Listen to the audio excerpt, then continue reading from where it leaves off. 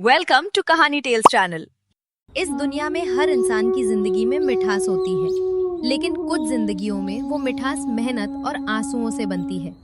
ये कहानी है राहुल की, एक गरीब लड़के की, जिसकी किस्मत में गरीबी लिखी थी, लेकिन हौसले में भगवान का भरोसा। आज पेट में आग लगी है, कल से कुछ खाया नहीं।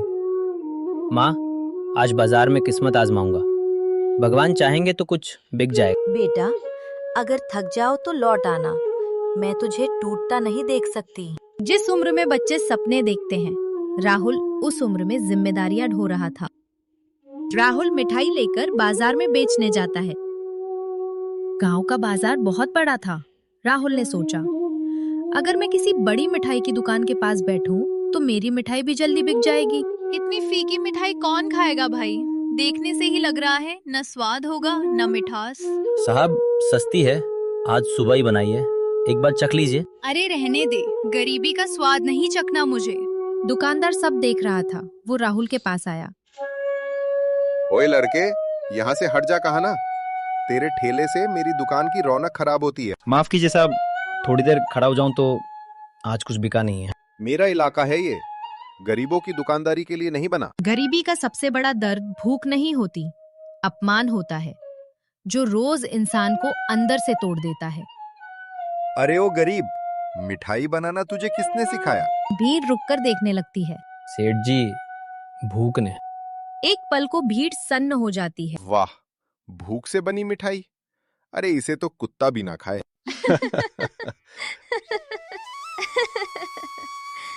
सही कहा सेठ जी, मिठाई भी इज्जत देखकर खानी चाहिए। सेठ जी, कुत्ते को भी भूख लगती है, और जब भूख लगती है तो वो स्वाद नहीं देखता। बहुत जबान चलने लगी है तेरी, याद रख, गरीब की औकात सिर्फ हाथ फैलाने की होती है। उस दिन राहुल के हाथ कांप रहे थे, लेकिन आंखों में आंसू नहीं थे, क्योंकि वो रोने से ज्यादा कुछ करने में विश्वास रखता था। वो जानता था, आज हंसने वाले ही कल उसकी मेहनत का स्वाद चखेंगे। इन सब घटनाओं के बाद राहुल भगवान विष्णु के मंदिर जाता है। पग टिमटिमा रहा है, शंख की हल्की दूर से आती आवाज। दीवार पर भगवान की परछाई कांप रही है। हे भगवान विष्णु, अगर गरीबी मेरा कर्म है तो मैं उसे स्वीकार करता हूँ। मेरे फटे कपड़े, लोगों के ताने, रोज का अपमान, सब सह लूंगा प्रभु, लेकिन माँ की बीमारी, ये किस पाप की सजा उन पर? राहुल माथा जमीन से लगाता है। क्या मैंने किसी का हक मारा था? क्या मैंने किसी को भूखा सुलाया था? फिर मेरी माँ क्यों हर रात दर्द से कराती है?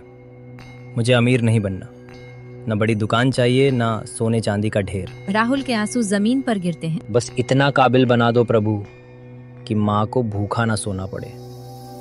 इतनी ताकत दे दो कि उसकी दवा के लिए किसी के आगे हाथ ना फैलाना पड़े।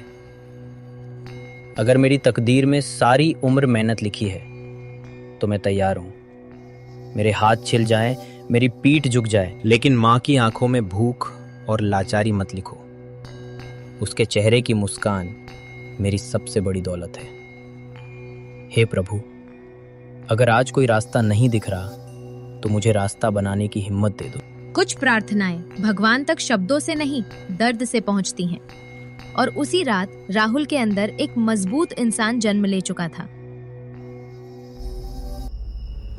रात बहुत अंधेरी थी, सब लोग सो रहे थे। राहुल और उसकी माँ सो रहे थे।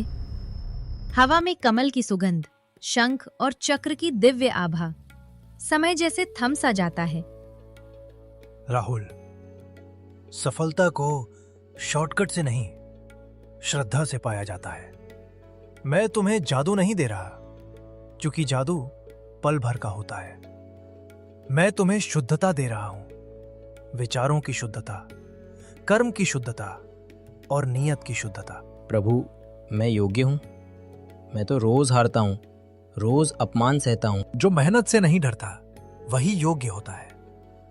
जो गिर कर भी दूसरों को दोष नहीं देता, जो भूखा रहकर भी ईमान नहीं बेचता, वही मेरा प्रिय होता है।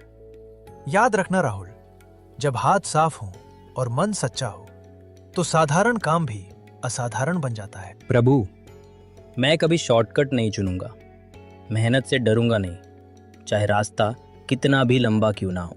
बस यही वरदान है। कल जब तुम मिठाई बनाओगे तो उसमें सिर्फ स्वाद नहीं, तुम्हारी आत्मा होगी। और जिस दिन लोग उस मिठाई का सम्मान करेंगे, उस दिन वे तुम्हारी मेहनत को भी नमन करेंगे। जाओ राहुल, समय तुम्हारी परीक्षा लेगा, लेकिन परिणाम तुम्हारी सच्चाई लिखेगी। ईश्वर हर किसी को धन नहीं देता, लेकिन जो सच्चे होते हैं उन्हें दिशा जरूर देता है। और राहुल को उस रात अपनी दिशा मिल चुकी थी। अगली सुबह राहुल के घर में अब राहुल के हाथ नहीं, उसका विश्वास चल रहा था। राहुल मिट्टी के चूल्हे के पास बैठा है। चेहरे पर थकान नहीं, शांति है। हर चम्मच में माप, हर आंच में संयम और हर सांस में श्रद्धा। नारायण, मेरे हाथों को सच्चाई देना। मिठाइयों के नाम वो खुद लिखता है, कांपते लेकिन विश्वास भरे हाथों से। नारायण अमृत लड्डू, विष्णु केसर पेड़ा, लक्ष्मी कृपा बर्फी, तुलसी मधुर मिठास। ये मिठाइयाँ बाजार के लिए नहीं बनी थीं, ये तो परीक्षा थी। और जब इंसान ईमानदारी से कर्म करता है तो भगवान स्वयं ग्राहक बनकर आते हैं। आज उसकी मिठाई बिके या ना बिके, लेकिन उसका विश्वास कभी खाली नहीं लौटेगा। राहुल मिठाई के थैले लेकर बाजार आता है। भाई, ऐसी मिठाई तो मैंने जिंदगी में पहली बार खाई है। ये सिर्फ मीठी नहीं है, दिल को भी सुकून दे रही है। क्या सच में कुछ अलग है इसमें? हाँ भाई, जैसे माँ के हाथ का खाना। बाबा, मैंने सिर्फ ईमानदारी से बनाया है। भीड़ अब रुकने के बजाय और बढ़ती जाती है। जिस ठेले को कल तक लोग नजरअंदाज करते थे, आज वही ठेला सम्मान का केंद्र बन चुका था। और राहुल समझ गया, विश्वास से बनी चीजें खत्म नहीं होती, वे बढ़ती जाती हैं। इस लड़के को रोकना होगा, वरना लोग मेरी दुकान भूल जाएंगे। ये सब ढोंग है, झूठे नाम, झूठी श्रद्धा। लोगों को ठग रहा है ये लड़का। मिलावट वाली मिठाई बेचता है, धर्म के नाम पर लोगों को बहकाता है। सेठ गोपाल दास ने राहुल को जाल में फंसा लिया। साहब, मिलावट वाली मिठाई बेचता है, धर्म के नाम पर लोगों को बहकाता है। ठेला जब्त करना पड़ेगा, जांच होगी। पुलिस ठेला उठाती है, वही ठेला जिसमें विश्वास बसा था। राहुल चुपचाप देखता रीधड़ा है। राहुल निराश है और घर चला जाता है। बेटा, फिर वही अंधेरा? क्या भगवान ने हमें फिर से अकेला छोड़ दिया? नहीं माँ, अंधेरा इसलिए आता है ताकि रोशनी की कीमत समझ आए। भगवान ने रास्ता दिखाया है, अंजाम भी वही लिखेंगे। माँ राहुल को देखती है, उसकी आंखों में डर नहीं, दृढ़ता है। तुझे भरोसा है? जब हाथ साफ हो माँ, तो डर नहीं लगता। जब सच्चाई बढ़ती है तो झूठ घबरा जाता है, और जब आस्था सच्ची हो तो हर जब्ती, हर आरोप सिर्फ एक इम्तिहान बनकर रह जाता है। राहुल जानता था, ये अंत नहीं है, ये तो उस कहानी की शुरुआत है जिसे अब कोई सेठ नहीं रोक सकता। राहुल और उसकी माँ को झूठे आरोप में जेल जाना पड़ा। पुलिस लैब की रिपोर्ट हाथ में है। गांव का हर निवासी राहुल और उसकी खाने की रिपोर्ट का इंतजार कर रहा था। मिठाई पूरी तरह शुद्ध है, गलती हमारी थी। सेठ गोपाल दास सिर झुकाता है। राहुल, मुझसे बहुत बड़ी भूल हो गई, माफ कर। माफी नहीं सेठ जी, सबक काफी है। जहां अहंकार झुकता है, वही सच्चाई खड़ी रहती है। और उस दिन राहुल जीत गया, बिना किसी को हराए। राहुल अमीर बन गया, लेकिन उसने गरीबी को नहीं बुलाया, क्योंकि जो इंसान दर्द से सीखता है, वो कभी दूसरों का दर्द नहीं भूलता। याद रखना राहुल, जो मिठास बांटता है वही सच्चा अमीर होता है। और उसी दिन राहुल ने समझ लिया, दौलत हाथों में नहीं, दिल में होती है।